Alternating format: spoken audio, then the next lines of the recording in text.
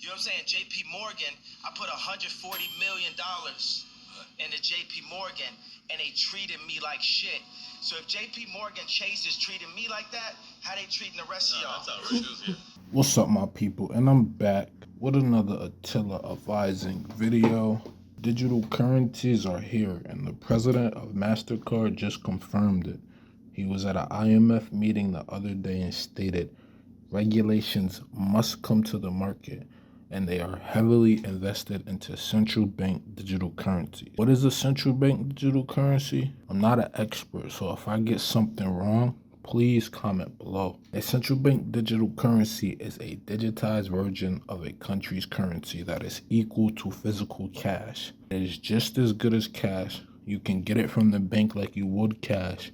It's just tokenized. It's digital and it's on your phone. They don't go up and down in price or have the volatility that other cryptos have, like Bitcoin. It would work like USDC. For those who don't know what that is, it's just a coin that is pegged to the dollar. Yet a central bank digital currency wouldn't be pegged to a dollar. It would be the dollar, forcing us to all use a digital currency. I'm no conspiracy theorist, but I believe our government is going to roll out digital currency sometime soon. And for this reason, cryptocurrency right now is a threat to the dollar. Before crypto, the only really threat to the dollar was precious metals. That's why it was made illegal to hold in the US in 1933. You can't use precious metals to buy goods and services.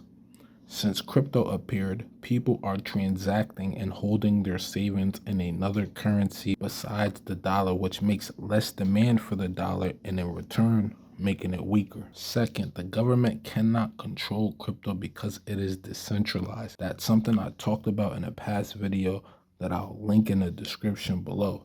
So the government can't sanction or force people to be able to use the dollar like they have been doing other countries, weaponizing the dollar bill so countries can't use the international reserve currency and trade internationally. Crypto jeopardized this. And lastly, China has already rolled out their digital currency during the Olympics. They had athletes purchasing things with a cryptocurrency created by their government, which should confirm to us that this is coming to the US soon, because America doesn't like to be behind in any technology. There are dangers to a central bank digital currency, and this brings me to a quote by the head of the Economic Forum, Charles Schwab. He stated that we will own nothing and be happy.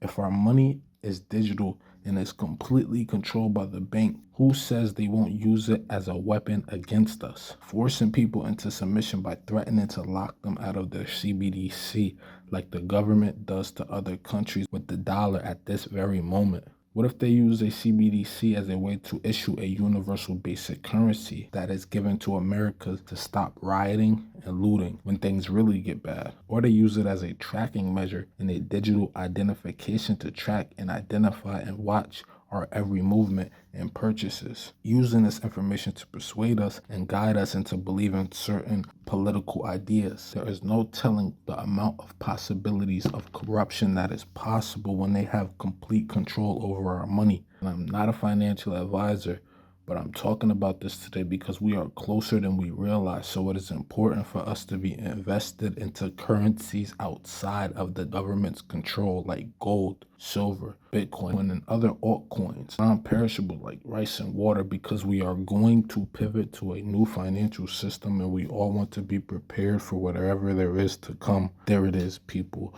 Another Attila advising video where we have everything you need, like a corner store. Like, subscribe, and I'll see you on my next video. You know what I'm saying? JP Morgan, I put $140 million into JP Morgan, and they treated me like shit. So if JP Morgan Chase is treating me like that, how they treating the rest of y'all? That's outrageous, yeah.